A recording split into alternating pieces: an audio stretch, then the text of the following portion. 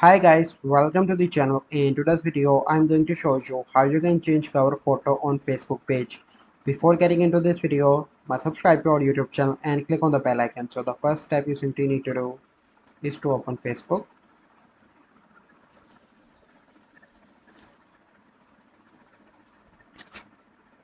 So once you open Facebook, you simply need to select your page.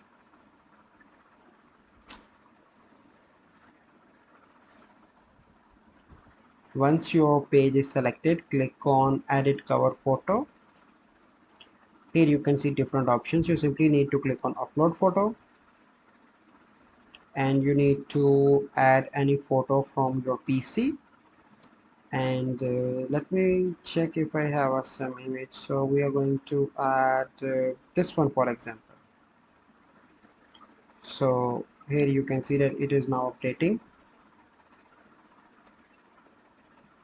and it will take few seconds to update, and once it is updated I am going to show you how it looks. So here you can see that you can drag as well like this. So this is a process by which you can change cover photo on Facebook page. So I hope you find this video helpful. If you find this video helpful, must like this video, subscribe to our YouTube channel for future videos. We'll see you in the next video.